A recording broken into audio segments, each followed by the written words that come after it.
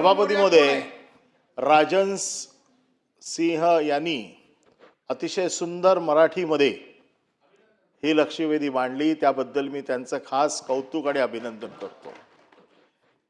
महानगरपालिकेत कित्येक वर्ष विरोधी पक्ष नेता राहिला असल्यामुळे त्यांना मराठीवरती त्यांचं प्रभुत्व आहे आणि महानगरपालिकेच्या कारभारावर पण त्यांचं प्रभुत्व आहे.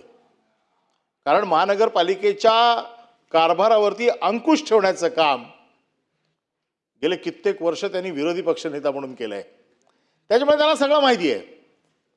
म्हणजे त्यांच्याकडे कसली माहिती नाही हे SIT नेमण्यापेक्षा त्याला नेमलं असतं ना.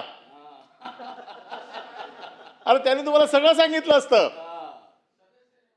नाही मी म्हणतो मागणीच चुकीची केली तुम्ही SITची. अरे राजन सिंग कमिटी बनवायला पाहिजे होती किंवा राजन सिंग आयोग नेमायला पाहिजे होता.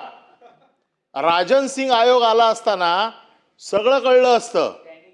एव्हाना हे तुमचे सगळे छोटे छोटे, आणि प्रवीण दरेकर तुमच्या मताशी मी 200% सहमत आहे. काय छोटे छोटे मासे पकडताय. कुठलाही प्रस्ताव महानगरपालिकेचा त्याची एक पद्धत आहे. प्रस्ताव बनतो खाली, प्रस्ताव येतो डिपार्टमेंट वाईज आणि स्टँडिंग कमिटीच्या समोर येतो. स्टँडिंग कमिटीमध्ये सगळ्या पक्षाचे नगरसेवक असतात. 36 असतात की 26 असतात? 26. नाही 26 असतात. त्या 26चा एक रेशो असतो.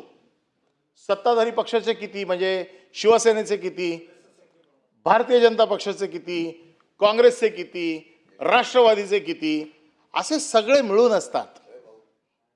हे तर बस मी काय चुकीचं बोलत असेल तर राजनचा पण हस्तक्षेप करू शकता मध्ये. हा, तर त्याच्यामुळे हे सगळं जे प्रोसिजरने झालंय, पण एवढं सगळं होऊन देखील भ्रष्टाचार झालाय. 2005 पासूनची मागणी आहे. हा विषय आला केव्हा? 2005ला ज्या वेळेला मुंबईत महापूर आला.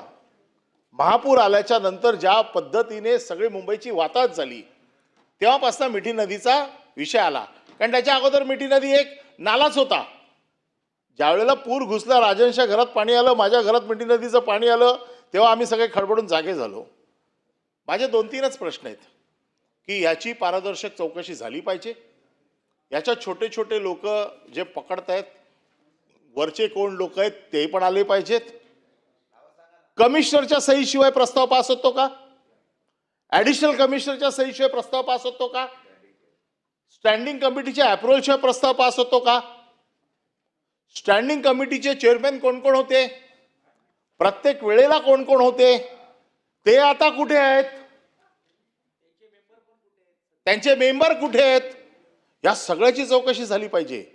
माझं मत असं आहे, हा चौकशीचा जो स्कोप आहे, ज्याला नाही वाढवला नाही पाहिजे, त्याचा स्कोप 2005 पासून ते आतापर्यंत, कारण त्यांची जी लक्षवेधी आहे त्या लक्षवेधीत असं म्हटलंय की 2005 पासून आतापर्यंत 2000 कोटी रुपये खर्च झालेत. आता 2000 कोटी जे खर्च झाले आहेत ते काही 1-2 वर्षात झालेले नाही आहेत. ते 2005 पासून ते आतापर्यंत झालेले आहेत. त्याच्यामुळे पूर्ण स्कोपमध्ये 2005 पासून ते आतापर्यंत सगळ्याची चौकशी झाली पाहिजे. काय झालं, कसं झालं, कुठल्या प्रोसिजरने झालं, प्रोसिजर कुठे बेंड झाल्या, त्या प्रोसिजर बेंड कशा झाल्या, हे सगळं त्याच्यात आलं पाहिजे. कारण आता ED आली आहे, त्याच्यामुळे ते तर शेवटपर्यंत जाणार. फक्त एकच प्रवीण दरेकर जे म्हणतायत त्याच्याशी मी सहमत आहे की कोणालाही सोडू नका. याच्यात छोटे लोक घ्या, क्लार्क घेणार, इंजिनियर घेणार, यांना घेणार, अरे त्याच्यावरती आहेत ना सहाय्य करणारे, अगदी पोचा स्टँडिंग कमिटीपर्यंत.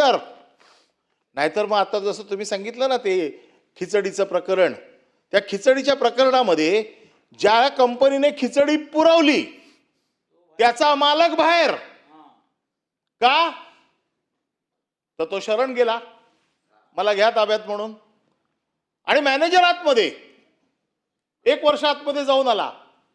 अरे मग घ्यायचं तर मालकाला पण घ्या ना.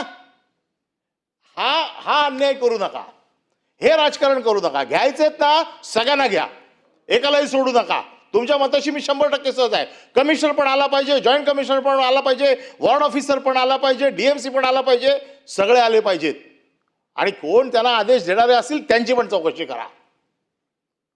आणि मग राजन सिंग यांनी जे सांगितलेलं आहे की 2000 स्कोप वाढवा, 2005 ते 2000 जो 23-24 पर्यंत जोपर्यंत SIT नेमली आहे तोपर्यंत सगळ्याची चौकशी होईल.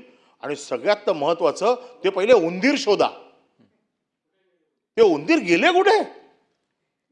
आता प्रसाद लाड यांची सिक्युरिटी कंपनी आहे. मायला सिक्युरिटी असताना एवढी टाईट जातात कुठे उंदीर?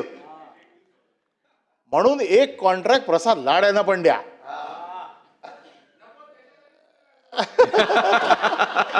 कारण आता कसं आहे की त्यांना गाळ कुठे गेला याच्यापेक्षा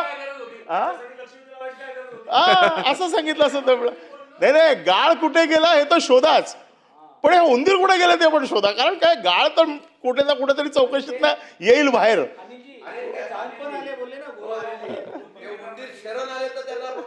हा, उंदीर आले तर घेऊ नका फक्त. माझं म्हणणं असं आहे की चौकशीचा स्कोप जो काय आहे तो वाढवा. आणि ह्या चौकशीमध्ये एकतर्फी चौकशी, आमच्या पक्षात आलाय म्हणून ह्याला सोडा, तुमच्या पक्षात आहे म्हणून त्याची फाशी द्या, असं करू नका. कारण मागचा पूर्व इतिहास तुमचा बघता जे ह्याचे मोरके होते ना, ज्यांना असं वाटत होतं की ह्या चौकशीत आपला बळी जाईल, ते सगळे तुमच्या छत्रछायेखाली आहेत सध्या. आणि तुमची छत्रछाया वापरू नका. कायदा सगळ्यांना कडक लावा. मुंबईकरांचा पैसा आहे, माझा देखील टॅक्स जातोय त्याच्यामध्ये, राजनचा देखील टॅक्स जातोय, प्रवीण दरेकरांचा टॅक्स जातोय, प्रसाद लाडांचा टॅक्स जातोय. त्याच्यामुळे आमचा सगळ्यांचा टॅक्स वाचवायची जबाबदारी किंवा त्याला न्याय देण्याची जबाबदारी आपल्यावरती आहे. त्याच्यामुळे याचा स्कोप वाढवा. आणि माझं एकच म्हणणं आहे की सगळ्यांना समान न्याय देऊन आपण कारवाई पूर्ण करा. आपलं अभिनंदन पुन्हा एकदा आम्ही या निमित्ताने याच सभागृहात करू. सन्मान्य